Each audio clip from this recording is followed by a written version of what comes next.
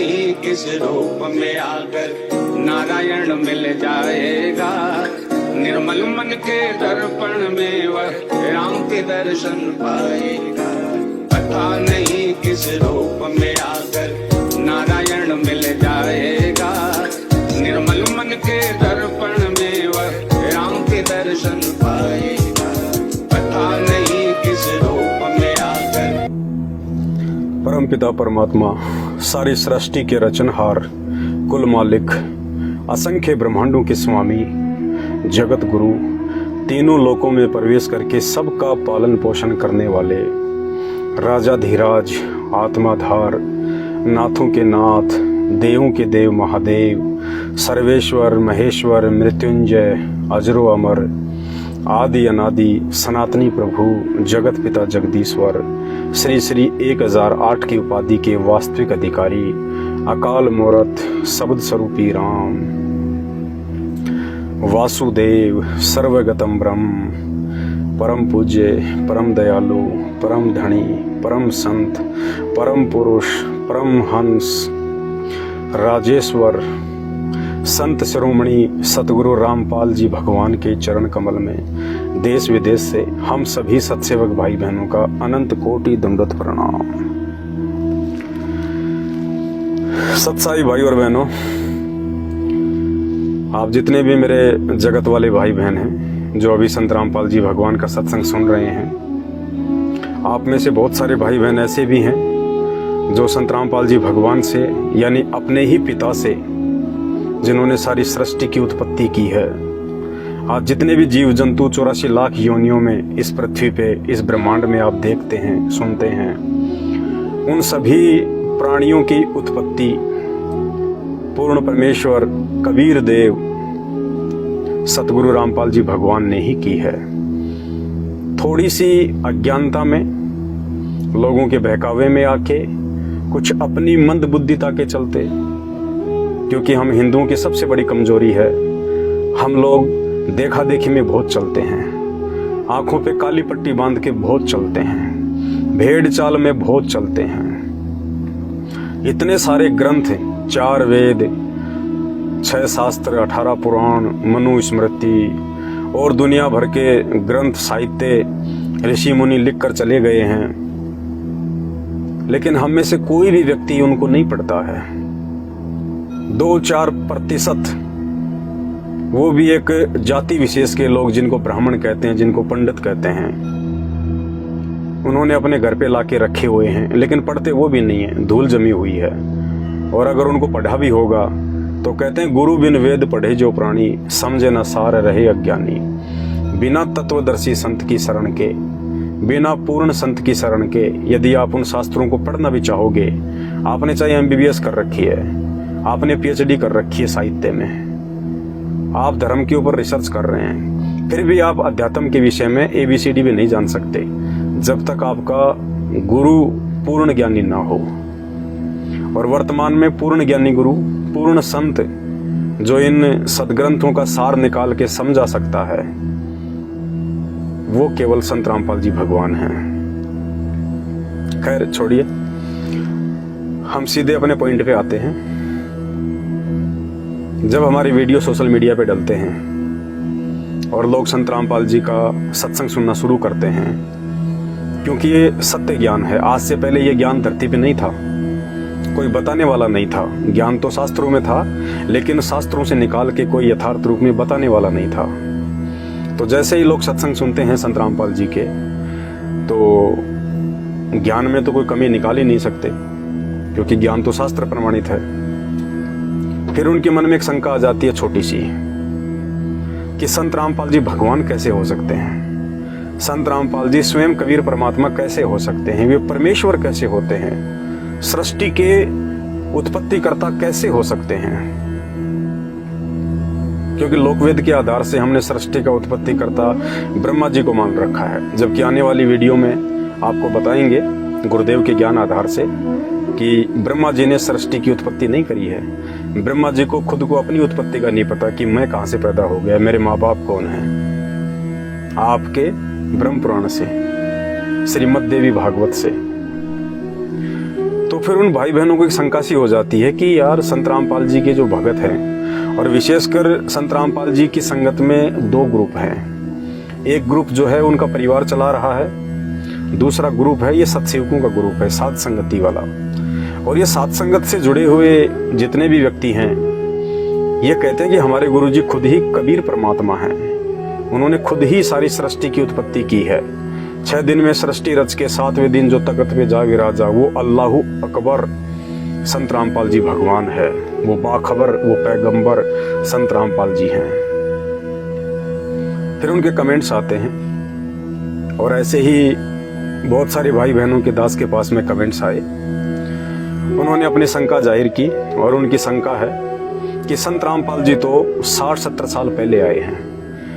संत रामपाल जी तो 8 सितंबर 1951 को आए हैं।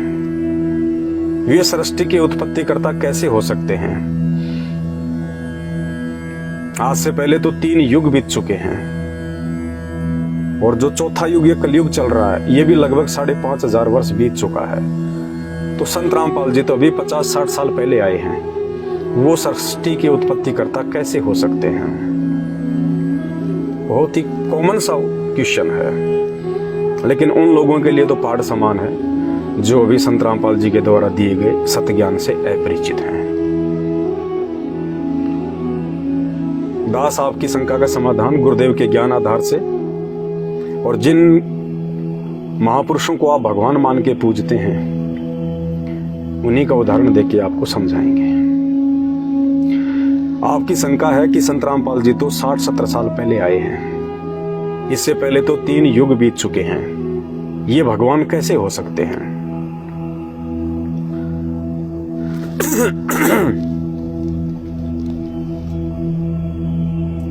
विशेषकर हिंदू समाज में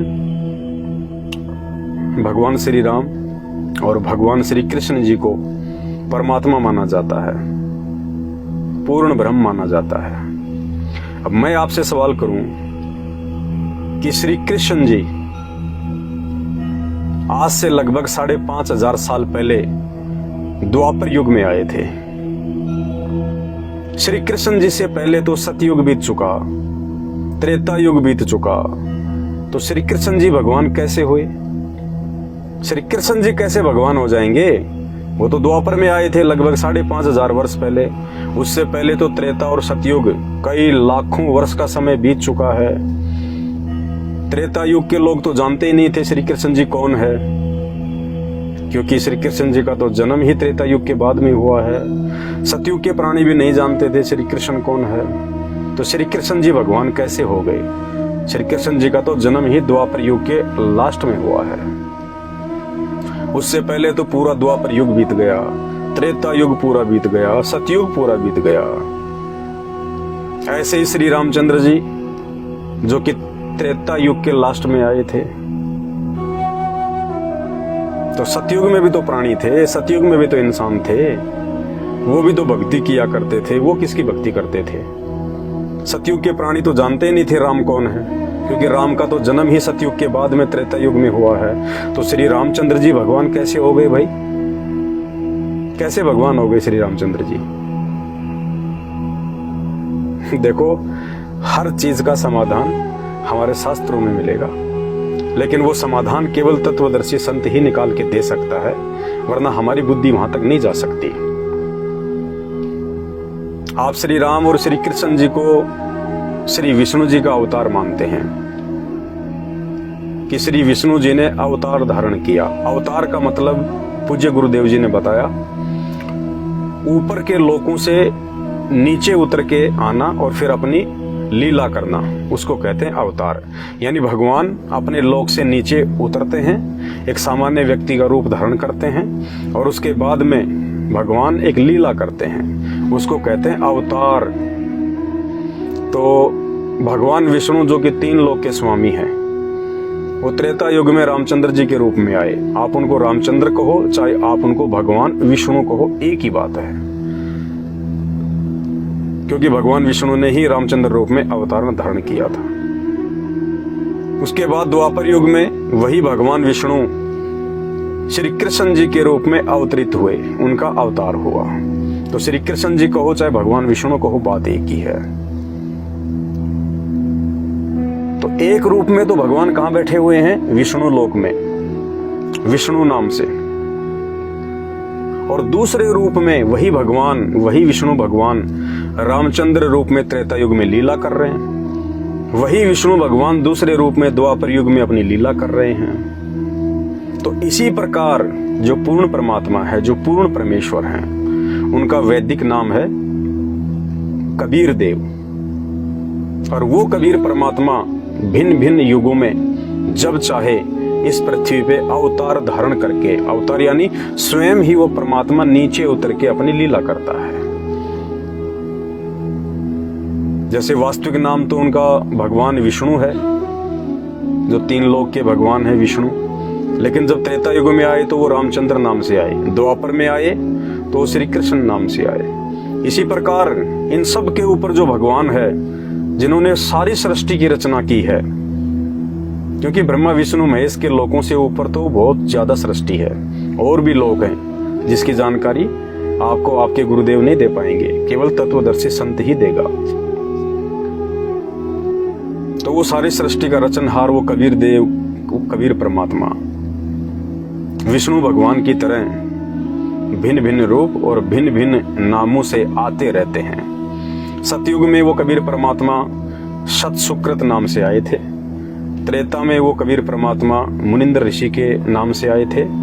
द्वापर में वो कबीर परमात्मा करुणामय ऋषि के नाम से आए थे, जिन्होंने पांडवों की यज्ञ सफल की थी, शुपच रूप में जिन्होंने शंख बजाया था। और आज से 650 वर्ष पहले वो कबीर परमात्मा अपने वास्तविक नाम से आ गए थे, कबीर दास नाम से आ गए। और आज वर्तमान में वही कबीर परमात्मा सतगुरु रामपाल जी के नाम से आ गए। तो आइए आपकी बात समझ में। जिस प्रकार विष्णु भगवान, उनका वास्तविक नाम है विष्णु, और त्रेता में आए तो रामचंद्र नाम से आ गए, द्वापर में आए तो श्री कृष्ण जी नाम से आ गए। इसी प्रकार वो कबीर भगवान जो सबके ऊपर भगवान है, जो सतलोक में बैठे हुए हैं अपने एक रूप में, जो सचखंड में बैठे हुए हैं, और जब वो नीचे आए भिन्न भिन्न युगों में तो भिन्न भिन्न नामों से आ गए। तो इस प्रकार से हमने अध्यात्म को समझना है, और अधिक गहराई से इस अध्यात्म को समझने के लिए इस वीडियो के ऊपर जो लिंक दिया हुआ है वो सृष्टि रचना का लिंक है। जब तक आप भाई बहन निष्पक्ष होकर धैर्य पूर्वक इस शास्त्र प्रमाणित संत रामपाल जी भगवान के मुख कमल से बोली गई सृष्टि रचना को नहीं सुनेंगे, ध्यान से नहीं देखेंगे, तब तक आप किसी भी धर्म ग्रंथ को नहीं समझ सकते, किसी भी धर्म के महापुरुष को नहीं समझ सकते। और इसी प्रकार से आप वाद विवाद करके अपना मानव जीवन बर्बाद कर जाओगे। तो सबसे पहले अगर आपने भगवानों को समझना है, सृष्टि की रचना को समझना है, तो आपने संत रामपाल जी के द्वारा दी गई सृष्टि रचना को समझना पड़ेगा। तो उम्मीद करता हूं आपको बात समझ में आई होगी। जो अच्छी आत्मा होंगी, जो ज्ञानी आत्मा होंगी, वाद विवाद करने वाले, तर्क वितर्क करने वाले और मीन मेख निकालने वालों को कभी भी आध्यात्मिक ज्ञान समझ में नहीं आ सकता। वो तो केवल वीडियो इसी मकसद से देखते हैं कि कोई त्रुटि निकाली जाए, उस त्रुटि के ऊपर फिर कोई कमेंट्स किया जाए, बस उनका मकसद केवल यही होता है। बाकी जो अच्छी आत्मा होंगी, जो प्रभु प्रेमी आत्मा होंगी, वो नीर खीर का निवेरा करेंगी, सत्य असत्य को जानेंगी और संत रामपाल जी भगवान के अमृतमयी तत्व ज्ञान युक्त सत्संगों को सुनेंगी। और सत्संग सुनेंगी तो बहुत कुछ मिल जाएगा, सब कुछ मिल जाएगा। परमात्मा धरती पे आए हुए हैं, सब कुछ मिल जाएगा। तो वीडियो को ज्यादा से ज्यादा शेयर करें, दास को अनुमति दें। अगली वीडियो में फिर मिलेंगे। बंदी छोड़ सतगुरु रामपाल जी भगवान की जय हो।